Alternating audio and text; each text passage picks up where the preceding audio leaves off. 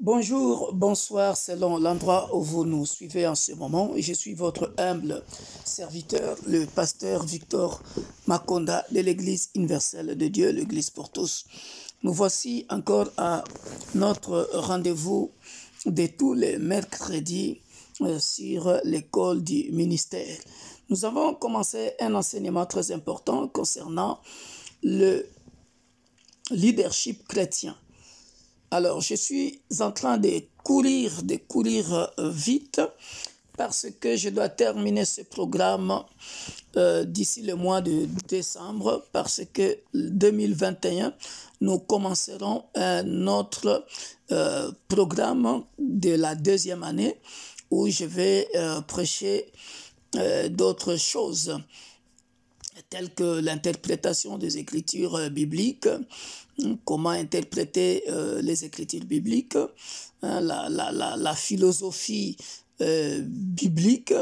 Il y a donc beaucoup de cours que nous allons apprendre l'année prochaine. Donc, je suis en train de courir vraiment pour terminer les cours de cette première année, tout en sachant que j'avais pris aussi certains cours de la deuxième année, comme le leadership chrétien, c'est un cours de la deuxième année que je prêche déjà, parce qu'il est très important que je le donne en ce moment, parce que il y a dans l'école du ministère de frères et sœurs qui sont en train de prêcher déjà dans mon ministère. Donc, il faut bien qu'ils sachent le leadership chrétien parce qu'ils tiennent déjà les églises comme les frères et sœurs de Paris, de Strasbourg et ceux qui sont prêts à commencer les églises que je vais établir dans d'autres pays dont je mettais encore le nom. Voilà, nous aurons par exemple le management de l'église, comment gérer l'église, qui sont les cours de la deuxième année, l'histoire et la fondation de la religion et tradition, tout ça là, l'éthique sociale et les méthodes même de l'interprétation biblique. Voilà, donc tout ça sont les cours de la deuxième année. Le leadership, c'était le cours de la deuxième année, mais j'ai jugé bon d'enseigner ça maintenant. Donc je continue. Aujourd'hui, nous allons continuer encore dans le leadership chrétien, jusqu'à ce que nous terminons cette partie, que Dieu vraiment m'aide à terminer le leadership chrétien, même jusqu'au mois de décembre, parce que c'est un cours très, très, très important. Voilà. Et avant de commencer, je réponds déjà à la question que nous nous sommes posée. S'il faut faire des vidéoconférences. Donc, Maman Thérèse avait répondu par rapport au temps. Et l'apôtre Suzanne aussi aux États-Unis avait dit la même chose par rapport au temps au travail. Bon, j'ai compris que les gens de la France, les gens des États-Unis, des autres pays africains qui sont dans cette plateforme et en Angleterre, en Irlande, tout cela, ça sera pratiquement impossible. Donc, si vous avez une question à poser, posez la question sur le groupe en audio ou en manuscrit et je répondrai et ça profitera à nous tous. Comme là, par exemple, c'est très, très important. C'est très, très important. Et puis, un autre conseil, je le répète encore, vous tous qui êtes dans cette école de ministère, abonnez-vous sur notre page YouTube, dans le sens où si vous avez raté les cours ici, vous pouvez les rattraper sur la page YouTube, parce que ici, je suis tout le temps obligé de effacer, même si je garde tous les cours dans Drive, mais je suis tout le temps obligé d'effacer les cours par rapport à la mémoire du téléphone. Voilà, donc abonnez-vous sur notre page YouTube. Tous les cours sont après mis dans notre page YouTube. Voilà, et ayez l'habitude de suivre aussi nos prédications sur YouTube et sur notre page Facebook, parce que là-bas, je développe aussi d'autres choses qui peuvent aussi compléter ce que nous étudions dans l'école du ministère. C'est très important. Comme il y a des choses que j'enseigne dans les cours du ministère, que je n'enseigne pas dans ce que j'enseigne, par exemple, dans les études bibliques ou dans le dimanche. Mais il est très important de les suivre, comme ça nous forme aussi. Merci pour votre compréhension. Donc, j'ai répondu d'abord à la question de la manière dont nous voulions organiser les choses. Et puis, je pense que je ferai des groupes de vidéoconférences par groupe. C'est-à-dire, je ferai par exemple la vidéoconférence avec les gens des États-Unis par rapport à l'heure qui les convienne. Ils poseront des questions et puis on pourra aussi voir ce qu'il en est. Comme je peux aussi faire une vidéoconférence avec les gens de Londres, avec les gens d'Irlande, avec les gens de l'Afrique du Sud, avec les gens de Strasbourg, de Paris. Tout dépend. Mais en tout cas, pour l'instant, toutes vos questions, posez ça dans le groupe et je répondrai pour l'éclaircissement de tout le monde. Je vous donne un exemple. Ça cadre aussi dans un cours que j'enseignerai par rapport à la méthode d'enseigner. Il y a une question qui m'a été posée, par exemple, aujourd'hui, par le frère Serge Mata, qui est un des dirigeants de l'Église universelle de Dieu, l'Église pour tous, à Strasbourg. Il m'a posé cette question par rapport à la prédication que j'ai prêchée le dimanche sur l'esprit de contrôle et la lecture de la Bible. Alors, sa question était celle-ci. Pasteur, excusez-moi, que ferons-nous, par exemple, parce que vous étiez quand même direct, vous étiez quand même un peu dur dans votre message de dimanche par rapport à l'esprit de contrôle et la lecture de la Bible.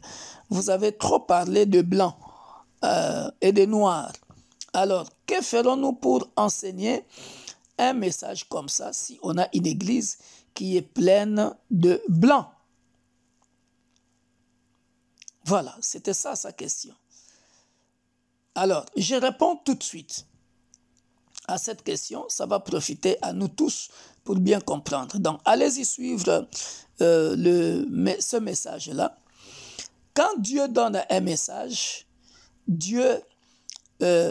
allez-y suivre ce message-là du dimanche sur l'esprit de contrôle et la lecture de la Bible. Alors, quand on a une église pleine de blanc ou pleine de blanc ou de noir, voilà. Le message de Dieu, je le dis clairement, reste le message de Dieu. Le message de Dieu est adressé pour un peuple. Comme la Bible, c'est un message qui est adressé pour le peuple d'Israël. Donc, Dieu, en s'adressant au peuple d'Israël, j'aimerais que vous tous qui me suivez en ce moment puissiez le savoir, que la Bible n'a pas été destinée à toi d'abord. La Bible a été destinée à un peuple choisi par Dieu, qui n'est rien d'autre que le peuple d'Israël. Maintenant, si tu as une église pleine de blanc ou pleine de noir, quand Dieu donne un message, il s'adresse à un peuple, point barre. Il ne s'adresse pas à une race quelconque.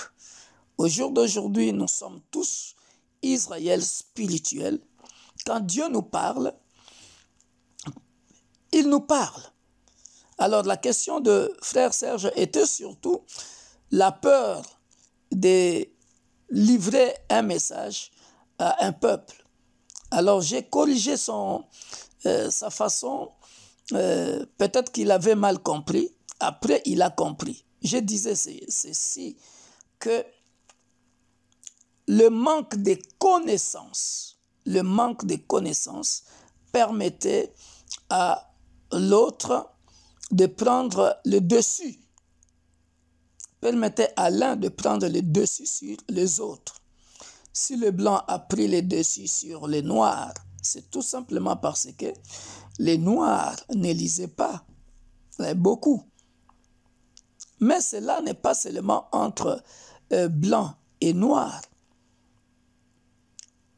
Voilà. Cela est dans n'importe quelle communauté. Ça peut être entre les noirs eux-mêmes, entre les blancs eux-mêmes aussi. C'est-à-dire, celui qui a plus de connaissances dans n'importe quelle société assujettit l'autre. Je te donne un exemple. Il y a des pasteurs qui ont abusé du peuple de l'Église, de leurs églises, parce que ils ont compris que ce peuple ne lit pas la Bible.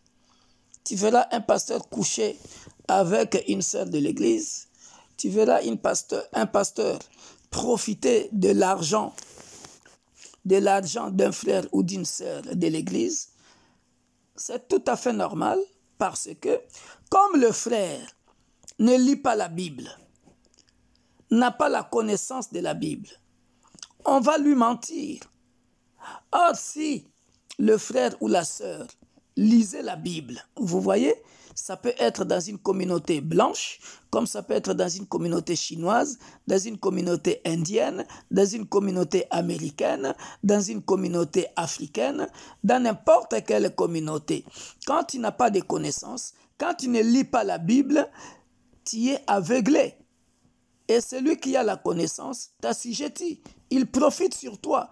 Or, si tu lisais la Bible, tu allais tout de suite comprendre que, mais pasteur, même si tu es mon pasteur, mais ce que tu es en train de dire là n'est pas biblique. Donc, je n'accepte pas ça.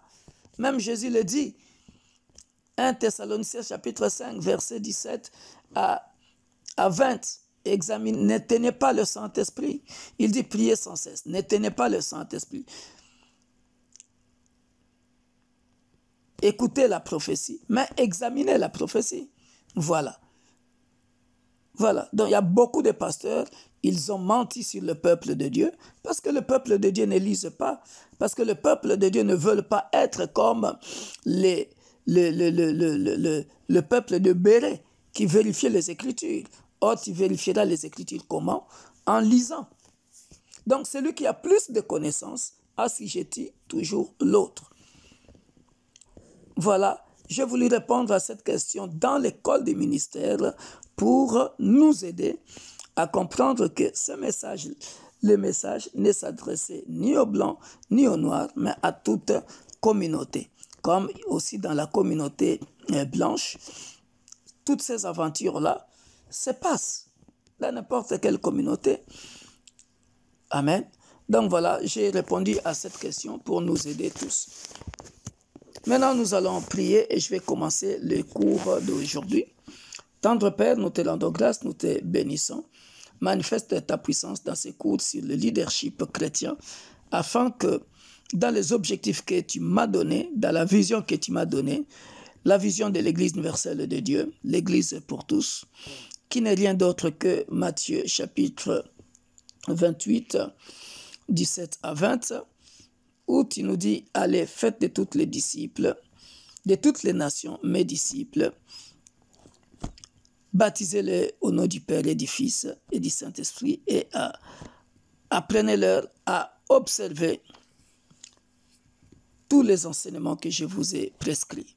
Voilà notre objectif. Voilà pourquoi nous formons des disciples, Père de gloire, pour éviter des bavures dans l'Église corps du Christ.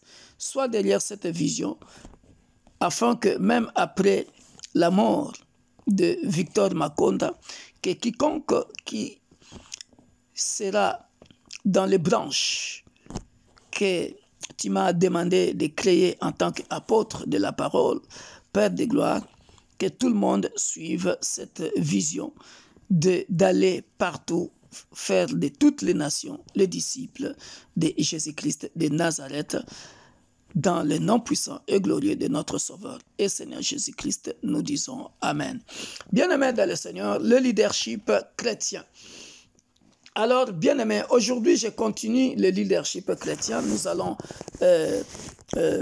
parler brièvement d'un cours que j'ai intitulé, c'est toujours dans le leadership chrétien, si je peux intituler sa partie B, on va parler de progrès spirituel et les choses du monde. Le progrès spirituel et les choses du monde. Donc, vous comprenez, je vais plus insister que tout ministre de Dieu, que moi, pasteur Victor Makonda, que je suis en train de former, quand vous commencerez à diriger vos églises, bien-aimés dans le Seigneur, il faut plus penser au progrès spirituel.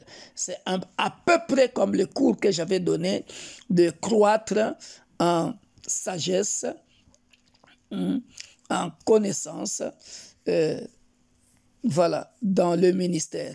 Mais ici, quand je parle de progrès spirituel et les choses du monde, c'est tout simplement, bien-aimé dans le Seigneur, pour nous faire comprendre que tout ministre de Dieu devrait penser tout d'abord qu'il faut augmenter le volume spirituel et non penser d'abord à augmenter les matériels. Jamais un ministre de Dieu, tu peux penser toujours à penser au bien matériel. Je vais être clair avec vous. Vous pouvez venir visiter l'église universelle de Dieu de Roubaix, ici à Lille, en France. Vous pouvez venir visiter l'église universelle de Dieu de Paris. À Strasbourg, on n'a pas encore eu la salle. Mais, bien-aimés dans le Seigneur, vous verrez que mon style d'enseignement, ce n'est pas d'abord le matériel. Pourquoi je dis ça? Allez-y dans nos vidéos. Vous verrez, bien-aimés dans le Seigneur, ma priorité, c'est toujours le spirituel. Le matériel, ça importe peu. Pour moi, l'église est un lieu de rencontre. C'est un lieu de rencontre, tout simplement. Un lieu de partage de la parole de Dieu. Le bien matériel importe peu pour moi. Voilà pourquoi vous verrez que le chantre de l'Église universelle de Dieu, allez-y sur YouTube ou sur notre page Facebook, vous verrez que on a eu des moments, et jusqu'à présent d'ailleurs, on n'a pas le synthétiseur. On a le synthé, mais on n'a pas quelqu'un qui peut jouer au synthé. On a eu des moments où les chantres chantaient sans micro. On a eu des moments où il n'y a personne qui peut jouer à la percussion, par exemple. Voilà. Donc, pour moi, tout ça, ça importe peu. Ce qui compte pour moi, par exemple, dans la louange et dans l'adoration, écoutez-moi très bien, c'est le cœur. C'est le cœur qui s'exprime. C'est le cœur qui s'exprime. C'est le cœur. L'adoration, bien-aimé dans le Seigneur, l'adoration ou la louange, c'est d'abord le cœur. Et mes enfants le savent. Si vous partez dans notre église à Paris, vous verrez, on chante parfois avec une seule sœur. Voilà. Avec deux sœurs. Hein? Ici, à Lille, qu'ils aient les micros, qu'ils aient quelqu'un qui joue au synthétiseur ou pas, on danse. On danse pour notre Dieu. On danse pour notre Dieu. Donc, l'adoration, c'est d'abord le cœur qui s'exprime à Dieu. Voilà pourquoi, bien-aimés dans le Seigneur, Vous verrez par exemple lorsque vous lisez la Bible dans le livre de Genèse, vous verrez que lorsque Abraham va offrir Isaac, lorsque Abraham va offrir Isaac, bien-aimé dans le Seigneur, il ne va pas dire quand il va arriver à la montagne, bien-aimé, il va dire, allons adorer Dieu. Il va dire à son fils, allons adorer Dieu. Mais quand ils vont arriver là-bas, je pense qu'ils n'ont pas chanté. Mais c'est le cœur d'Abraham. C'est le cœur d'Abraham qui parlait, qui obéissait à Dieu. Est-ce que quelqu'un me comprend? Donc voilà pourquoi je disais ça, que l'adoration, dans ce sens-là, ce n'est pas d'abord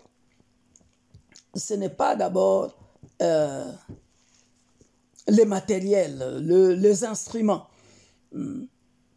Ce n'est pas d'abord ça. Ce qui compte, c'est d'abord le cœur qui s'exprime devant Dieu, qui s'étale devant Dieu, qui chante devant Dieu. C'est ça qui est très, très important. C'est ça qui est très, très important, bien-aimés dans le Seigneur. Voilà pourquoi nous avons aujourd'hui des pasteurs trop matérialistes et des églises pleines, des églises pleines de décors intérieurs, parce que le souci de pasteur, c'est d'abord embellir la salle, que ce soit une salle luxueuse, ce n'est pas mauvais, ce n'est pas mauvais. On a de plus en plus de salles de culte vraiment très, très luxueuses. Ce n'est pas mauvais, je dis bien ce n'est pas mauvais. Mais,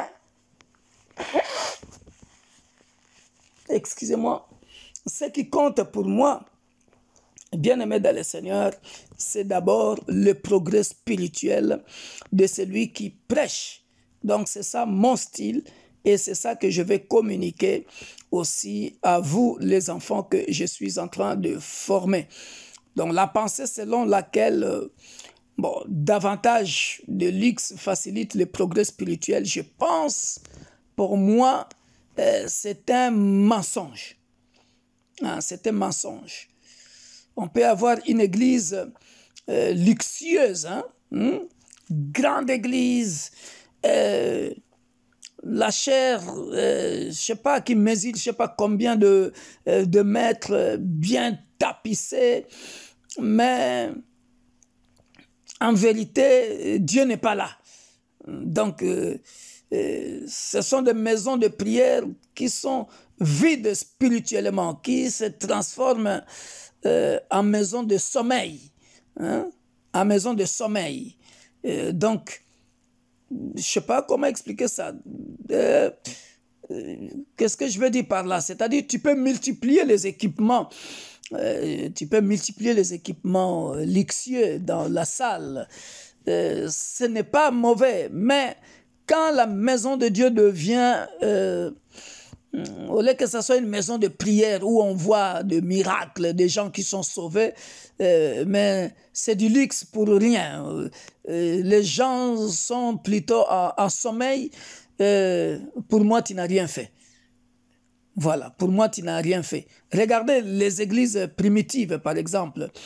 Si nous prenons l'exemple des églises primitives, quels sont les instruments qu'ils avaient? Quels sont les instruments qu'ils avaient? Rien du tout. La Bible dit dans Actes 2, 42, 41 jusqu'à 46 ou 47, ils se réunissaient ensemble, ils partageaient dans la communion fraternelle, la fraction de pain et tout cela, ils partageaient la parole, ils progressaient dans les enseignements et dans la prière. C'est ça donc mon style. Voilà pourquoi vous viendrez dans notre église de Paris ou ici à Lille.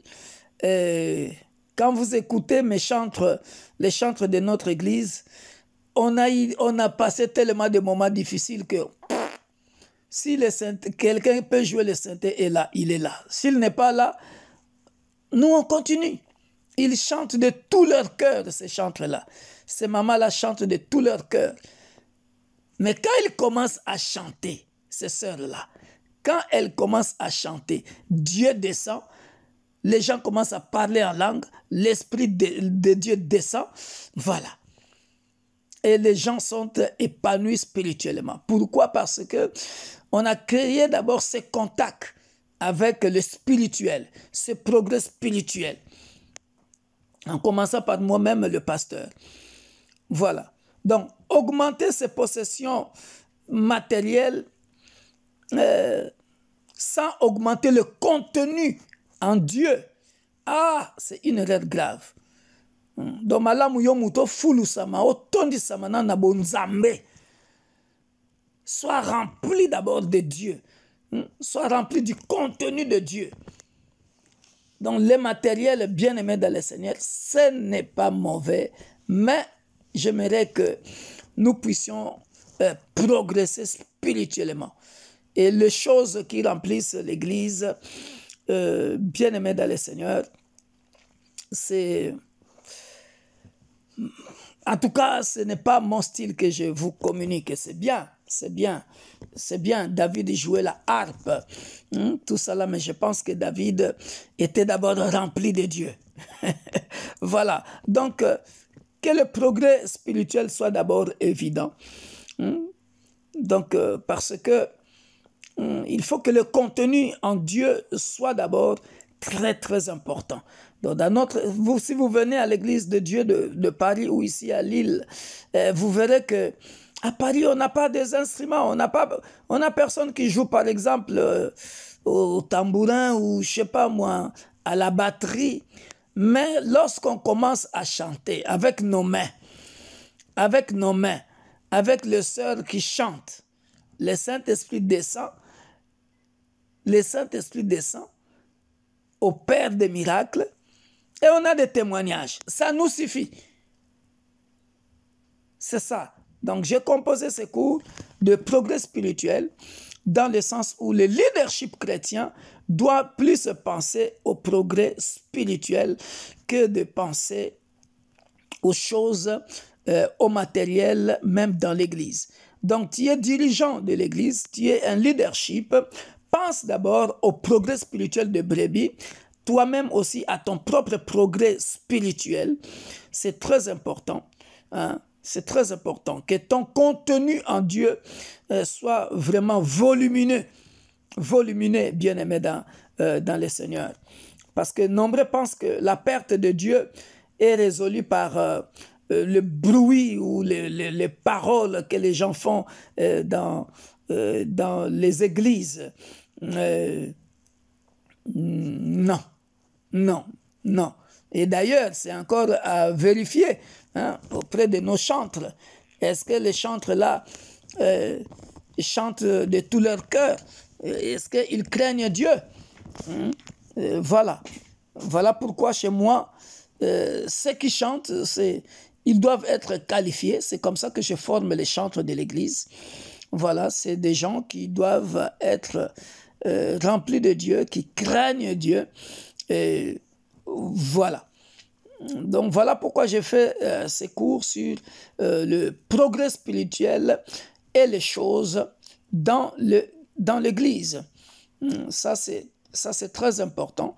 Donc ne soyons pas des citernes vides où nous sommes vides, mais nous venons chanter pour montrer qu'on a tenu un micro et puis on joue à la batterie alors que le soir on était dans le bar, tout ça là. Et ça, bien aimé dans le Seigneur, c'est inadmissible. Voilà, donc il faut vraiment que nous puissions continuer à servir Dieu en esprit et en vérité. Tu ne peux pas sauter sur la vérité, tu ne peux pas, comment je vais dire ça, faire croire aux gens que tu marches dans la vérité, alors que tu as déjà perdu Dieu depuis longtemps. Voilà. Et encore, j'irai encore plus loin, la plupart des ministres de Dieu ont du mal à reconnaître là où ils ont été fautifs. Ça, c'est aussi un problème que nous avons avec les ministres de Dieu dans nos églises. Je vais vous donner cet exemple de Abraham avec Agar.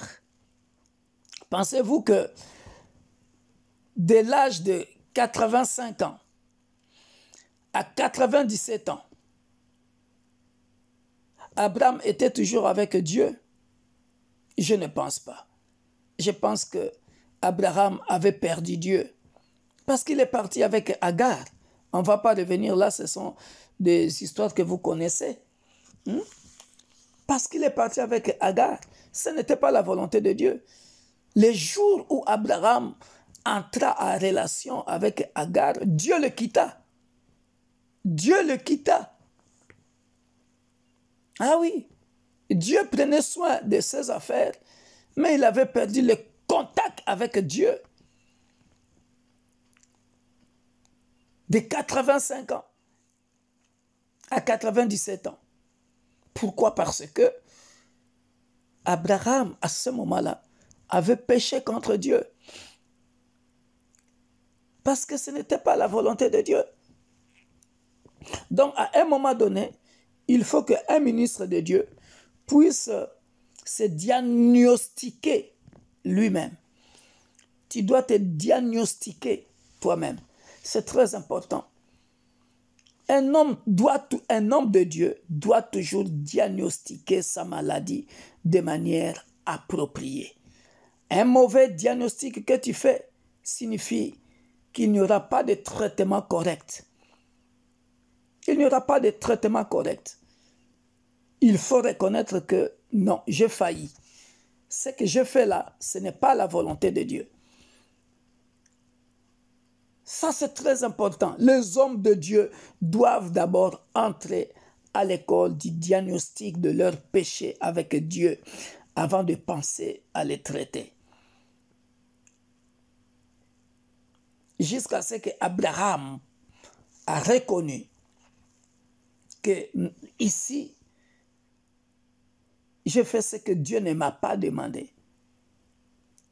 La promesse était là, suspendue au ciel. Il était question seulement de temps, attendre. Attendre. Ce n'est pas Sarah qui t'a appelé pour que tu l'écoutes. C'est Dieu qui t'a appelé. Attends la voix de Dieu. Et c'est comme ça que vous voyez les ministres de Dieu qui n'arrivent pas à se diagnostiquer eux-mêmes d'une manière appropriée. Tout le monde voit que, mon frère, Obando Tengama, tu commences à changer. Mais toi-même, tu ne veux pas le reconnaître. Non. J'avais déjà parlé de ça.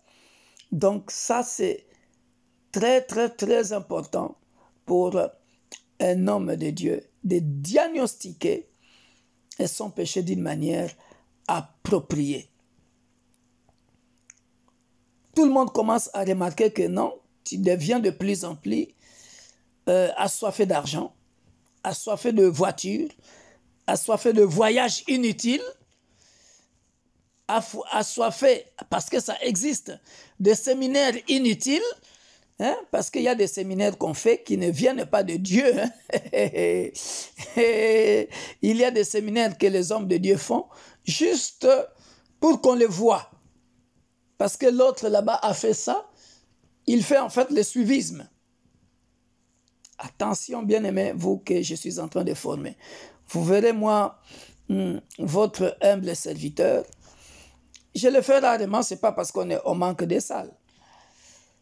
Mais quand Dieu m'inspire pour un thème, je dis, même si on n'a pas de salle, mais considérez ce message que je suis en train de prêcher comme étant un séminaire.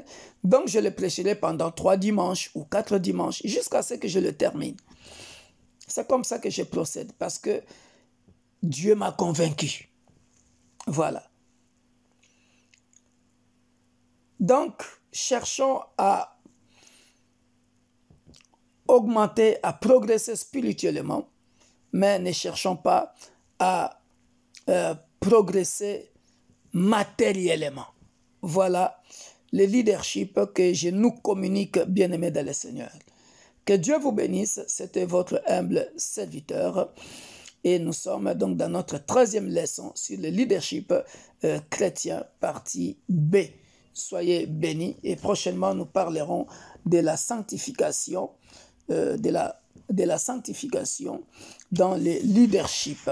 Comment la vie de sanctification est indispensable dans le leadership chrétien. Soyez bénis et à la prochaine. Bye bye. C'était votre humble serviteur, le pasteur Victor Makonda. Bye bye.